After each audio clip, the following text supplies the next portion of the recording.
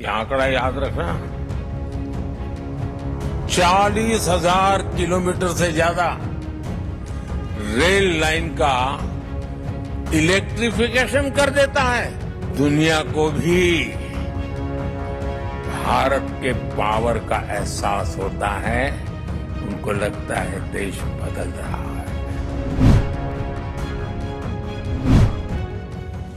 भारत का रेल एक के बाद एक बड़ी तेजी के साथ आगे बढ़ रहा है। अब नॉर्मल ट्रेन के बाद वंदे भारत और साथ ही बुलेट ट्रेन की तैयारी कर रहे हैं। अगर आप भारतीय रेल के बदलते हुए परिवेश को देखेंगे तो आप चौकन्ने रह जाएंगे। लेकिन उसके बाद भी रेलवे पर एक के बाद एक तमाम सवाल उठते हैं। यह समझना बड़ा मुश्किल हो जाता है कि रेलवे का ग्राफ ऊपर की तरफ जा रहा है या नीचे की तरफ। इसी बात को आज इसमें आप वीडियो में हम समझने की कोशिश करेंगे। नमस्कार, मैं आपके साथ के राणा, इंडिया 27 देख रहे हैं आप। सबसे पहले तो आप इस वीडियो को सुनिएगा कि आखिर रेल मंत्री क्या कुछ कह रहे हैं। आने वाला समय छठ का समय है, तो आप सबको बहुत अग्रिम शुभकामनाएं दीपावली और छठ की। इस साल 7,000 ट्रेन रन की जा रही है छठ और दीपावली के लिए, स्पेशल ट्रेन। करीब 2 लाख लोग एक्स्ट्रा डेली ट्रैवल कर पाए, वो व्यवस्था की जाएगी। रेल मंत्री का यह कहना है कि 7,000 स्पेशल ट्रेन चलाई जा रही हैं दीपावली और छठ के मौके पर, ताकि यात्रियों को किसी भी तरह की दिक्कतों का सामना ना करना पड़े। लेकिन उसी के साथ एक और तस्वीर एक के बाद एक सोशल मीडिया पर तैरने लगी है। आखिर अगर रेल मंत्री की बात सच है तो फिर ये तस्वीर क्या कहती है, इसको भी आप देखिए। अगला को जो शौचालय लगे वो कैसे जाएगा? जो शौचालय में जो आदमी बैठा है वो कैसे जाएगा? क्योंकि आदमी इधर जगह है नहीं, किसी भी बाथरूम लग सकता है, तो वो कैसे जाएगा? एक के बाद एक ये तस्वीरें सोशल मीडिया पर तैरने लगी और इसमें यही बात कही जा रही है कि रेल मंत्री साहब, जो दावे आपने किए थे, जो वादे आपने किए थे, क्या ये उन्हीं दावों और वादों की हकीकत है क्या? किस तरह से भूसे की तरह या बोरियों की तरह भरकर यात्री ट्रेन में अपने घरों तक पहुंच रहे हैं। अब इस ट्वीट को समझिएगा।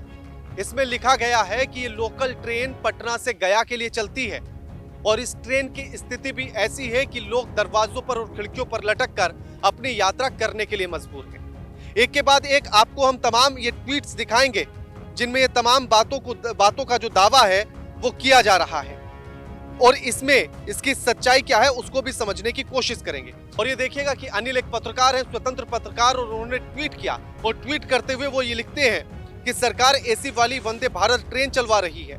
खुद मोदी जी हर ट्रेन को हरी झंडी दिखाते हैं, लेकिन ये सब जानबूझकर सरकार को बदनाम करने के लिए ट्रेन पर ऐसे लटक के यात्रा करते हैं। ये सब आरजेडी वाले हैं। सरकार पर तंज कसा जा रहा है।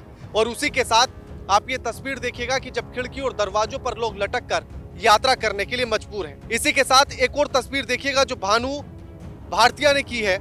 उन्होंने लिखा है कि अश्नवी वैष्णव जी ऐसे रेलवे मिनिस्टर हैं जो प्रीमियर ट्रेन दिखाकर भारत के लोगों को ठगते हैं, जबकि इन ट्रेनों में बस 10% भारत के लोग सफर करने की हैसियत रखते हैं।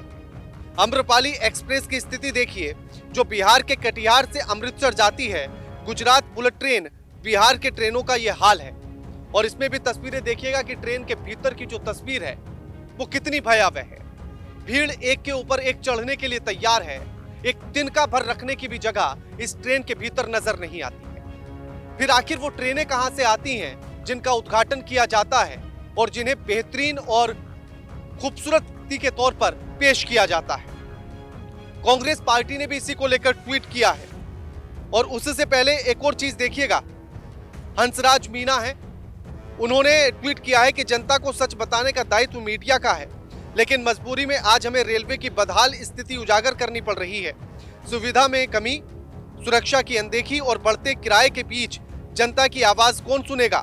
सरकार को जवाबदेह बनाना हमारी जिम्मेदारी है।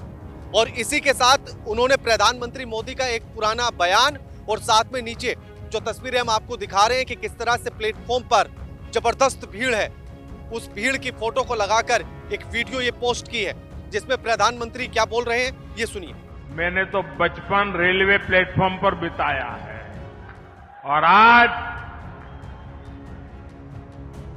रेलवे का ये नया रूप मुझे सबसे ज्यादा आनंदित करता है। ये अनुभव प्रफुल्लित करने वाला है, आनंद से भर देने वाला है। अब इसमें प्रधानमंत्री बोल रहे हैं कि बचपन में मैं जिस तरह से ट्रेन के प्लेटफॉर्म पर रहता था और वहां जो स्थिति थी और आज जिस तरह से बदला है, उसके अंतर को समझाने की कोशिश करते हैं। लेकिन कितना बदला है ये देखने वाली बात है। इसी को लेकर एक प्रतीक पटेल आरजेडी के नेता हैं, उन्होंने ट्वीट किया है। उन्होंने लिखा कि ये रील भी देख लीजिएगा रील मंत्री जी, यह छठ पूजा की भीड़ नहीं है, यह आम पैसेंजर ट्रेन है जो पटना से गया जाती है। यह पटना के बाद पहला स्टेशन परसा है। इस रूट में और अधिक ट्रेन देने की जरूरत है, लेकिन रेल बजट में कुछ नहीं मिलता है।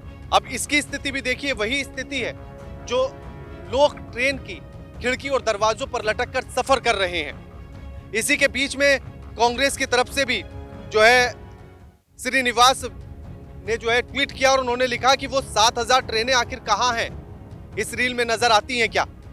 और उसमें भी उन्हीं बातों को लेकर दावा किया गया है। अब इसी के साथ इस तस्वीर को और देखिएगा। ये जो तस्वीर है, ट्रेन के कोच के भीतर एक यात्री को पीटा जा रहा है, वो भी आरपीएफ के द्वारा।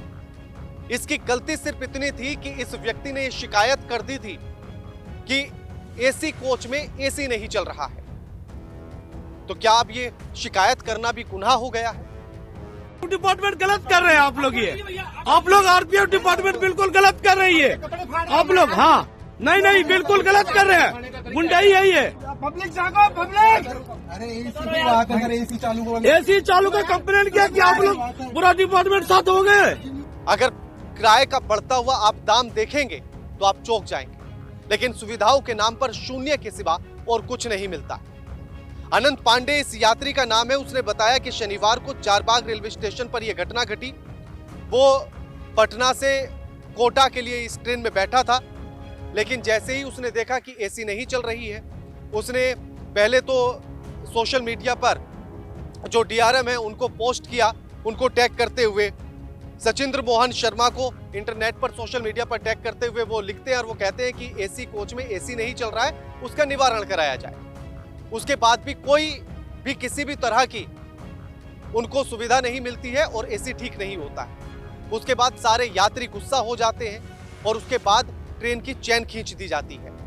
चैन खींचने के बाद भी ट्रेन में कोई सुविधा उसके बाद भी नहीं मिलती है। ट्रेन थोड़ा सा और आगे चलती है, उसके बाद फिर चैन खींच दी जाती है, लेकिन उसके बाद भी रेलवे की तरफ से कोई सुविधा नहीं मिलती है और ना ही कोई समस्या को सुनने आता है। उसके बाद अयोध्या से जैसे ही ट्रेन निकलती है, उसके बाद फिर से चैन खींच दी जाती है और उसके बाद चारबाग पर आकर आरपीएफ के 10 लोग वहां पहुंचते हैं, आरपीएफ के जवान पहुंचते हैं और वो उस यात्री को पकड़कर वहीं पर मारपीट करने लगते हैं और उसी का ये वीडियो सोशल मीडिया पर वायरल हो रहा है। डिपार्टमेंट गलत कर रहे हैं आप लोग। ये आप लोग आरपीएफ डिपार्टमेंट बिल्कुल गलत कर रही है आप लोग। हाँ, नहीं बिल्कुल गलत कर रहे हैं, गुंडाई है ये।